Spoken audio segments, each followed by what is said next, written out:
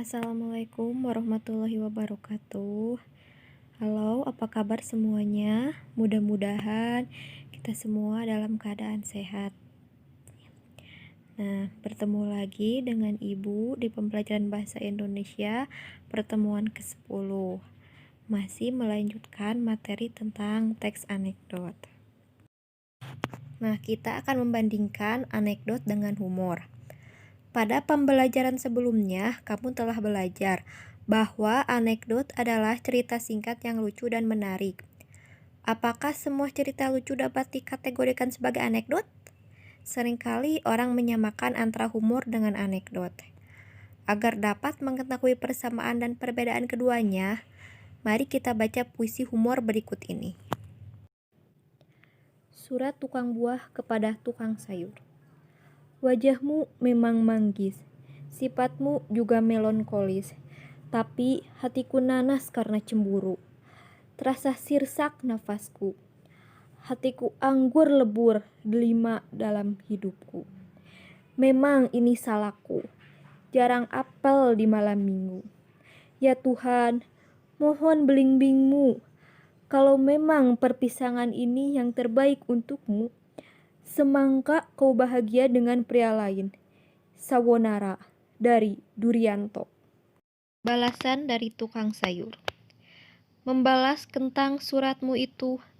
Brokoli sudah kubilang. Jangan tiap datang rambutmu selalu kucai. Jagungmu tak pernah dicukur. Disuruh datang malam minggu, nongolnya hari Rabu. Ditambah kondisi keuanganmu makin hari makin pare.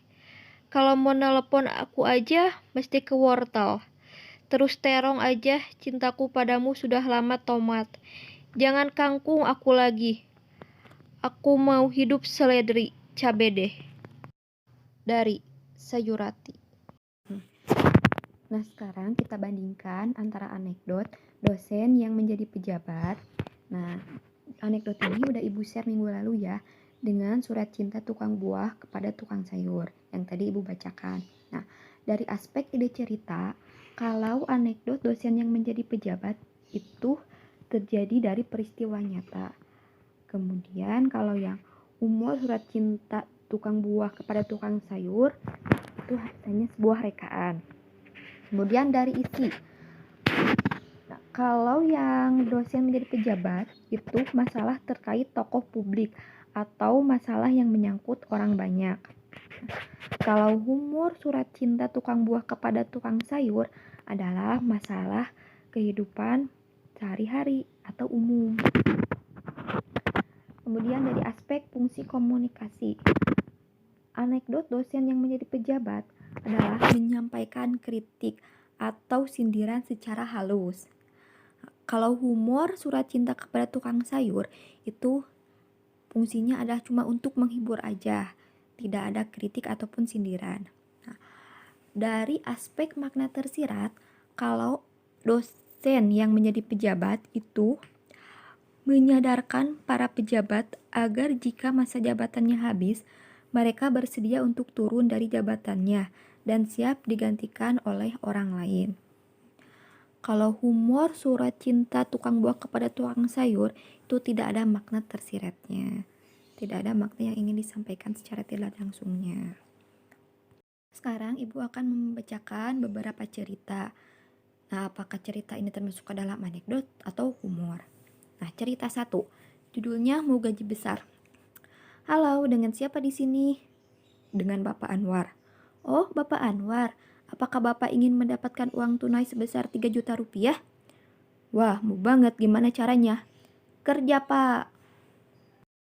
Cerita 2, profesi anak-anak penjual kue. Bapak Presiden bertanya pada ibu tua penjual kue. Sudah berapa lama jualan kue? Sudah hampir 30 tahun. Terus anak ibu di mana? Kenapa tidak ada yang bantu? Anak saya ada 4. Yang ke-1 di KPK, kedua di Polda, ketiga di Kejaksaan, dan yang ke-4 di DPR. Jadi mereka sibuk sekali, Pak. Bapak Presiden kemudian menggeleng-gelengkan kepala karena kagum, lalu berbicara ke semua hadirin yang menyertai beliau. Meskipun hanya jualan kue, ibu ini bisa menjadikan anaknya sukses dan jujur tidak korupsi. Karena kalau mereka korupsi, pasti kehidupan ibu ini sudah sejahtera dan tinggal di rumah mewah. Apa jabatan anak di Polda, KPK, Kejaksaan, dan DPR? Sama, jualan kue juga. Ketiga, nangka impor. Seorang teman diplomat yang baru ditempatkan di Belanda bercerita, "Saya pernah makan siang di sebuah restoran Indonesia sederhana di Amsterdam. Saya kaget, ternyata salah satu menunya ada masakan gudeg Jogja. Saya penasaran, maka langsung saya pesan satu porsi. Setelah saya cicipi, percaya atau tidak, ternyata rasanya lebih enak daripada gudeg di Jogja yang asli. Karena penasaran, maka saya bertanya, 'Mas, apa rahasianya kok gudeg di sini rasanya lebih enak dibandingkan dengan di tempat aslinya?' 'Oh, itu karena nangkanya, Mas. Di Jogja kan pakai nangka lokal.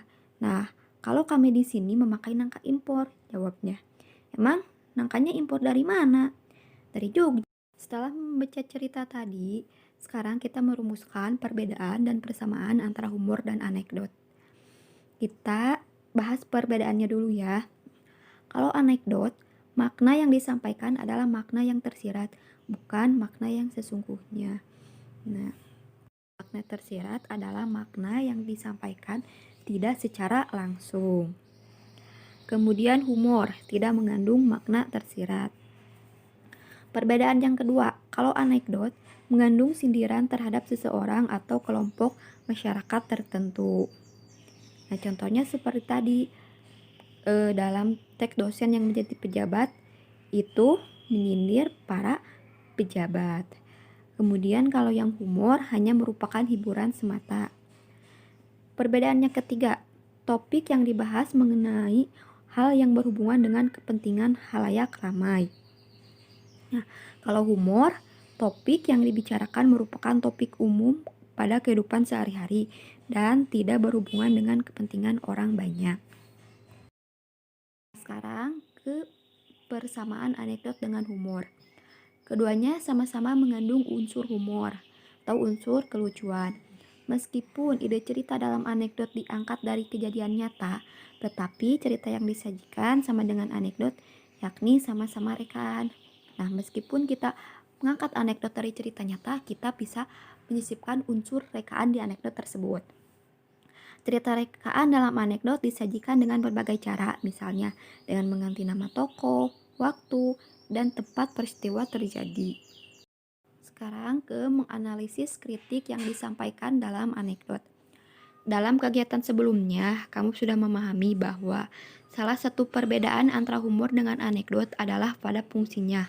Humor hanya berfungsi untuk menghibur, sedangkan anekdot berfungsi untuk menyampaikan makna tersirat, biasanya berupa kritik.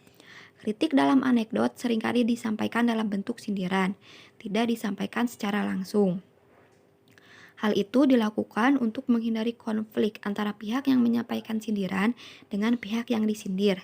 Tujuannya agar pesan yang ingin disampaikan kritiknya dapat diterima oleh pihak yang dikritisi tanpa menimbulkan ketersinggungan.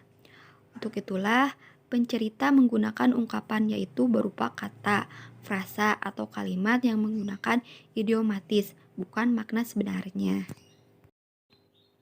Nah, berikut adalah contoh analisis kritik atau sindiran dalam anekdot dosen yang menjadi pejabat.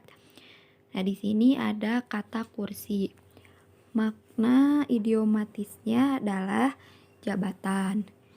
Nah, itu di atas jabatan harusnya makna idiomatis ya, bukan kata prasakalausa atau kalimat.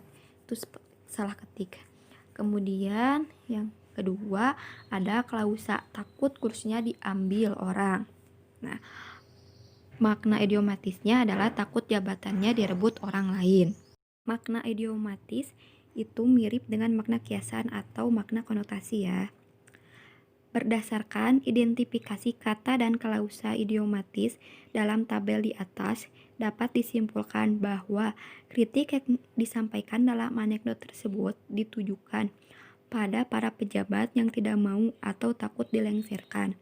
Pesan tersirat yang ingin disampaikan adalah agar para pejabat sadar diri dan bersedia diganti oleh generasi berikutnya ketika masa jabatannya habis. Sekarang kita menyimpulkan makna tersirat dalam anekdot. Pada pembelajaran sebelumnya, kamu telah mempelajari bahwa di dalam anekdot terdapat sindiran yang disampaikan melalui humor. Dalam kegiatan pembelajaran ini, kamu akan belajar menyimpulkan makna tersirat yang disampaikan melalui anekdot. Makna tersirat anekdot berbeda dengan sindiran dan kritikan, tetapi lebih mengarah pada tujuan yang ingin disampaikan oleh si pembuat kritik. Sekarang mari kita perhatikan lagi anekdot dosen yang juga pejabat berikut ini. Dosen yang juga menjadi pejabat. Di kantin sebuah universitas, Udin dan Tono, dua orang mahasiswa sedang berbincang-bincang. Tono, saya heran, dosen ilmu politik, kalau mengajar selalu duduk, tidak pernah mau berdiri. Ah, begitu saja diperhatikan sih, Ton. Ya, Udin tahu sebabnya. Barangkali saja beliau capek atau kakinya tidak kuat berdiri. Bukan itu sebabnya, Din. Sebab dia juga seorang pejabat. Loh, apa hubungannya? Ya, kalau dia berdiri, takut kursinya diduduki oleh orang lain. Dalam teks anekdot di atas, kritik yang disampaikan ditujukan kepada para pejabat yang takut dan tidak mau turun dari jabatannya atau takut kehilangan jabatan. Tujuan yang ingin disampaikan tentu bukan hanya menyindir para pejabat yang tidak mau atau takut kehilangan jabatannya, tetapi jauh lebih dari itu, yaitu agar para pejabat sadar bahwa jabatan itu ada masanya. Ketika masa jabatan sudah habis, hendaknya para pejabat itu dengan legawa bersedia digantikan oleh orang lain. Jadi, makna tersirat yang dimaksud lebih mengarah kepada pesan moral yang hendak disampaikan melalui anekdot. Pesan moral itu dapat dirunut dari kritikan atau sindiran yang disampaikan lewat anekdot. Nah, sekarang tugas kalian, bacalah kembali anekdot cerita 1, 2, dan 3. Kemudian tentukan makna tersiratnya dengan menggunakan tabel berikut ini. Nah, ceritanya ada di video ini yang tadi sudah Ibu bacakan. Nah, cerita 1 itu judulnya Yang Mau Gaji Besar. Cerita 2, Profesi Anak-anak Ibu Penjual Kue. Cerita 3 yang berjudul Nangka Impor. Kalian tentukan kritik atau sindirannya dan tentukan juga makna tersiratnya. Nah, itu saja yang dapat Ibu sampaikan hari ini. Mudah-mudahan kalian mengerti dan memahaminya. Jangan lupa kerjakan tugasnya, kirim ke Classroom. Kalau ada pertanyaan, kalian bisa WA ke Ibu ya. Assalamualaikum warahmatullahi wabarakatuh.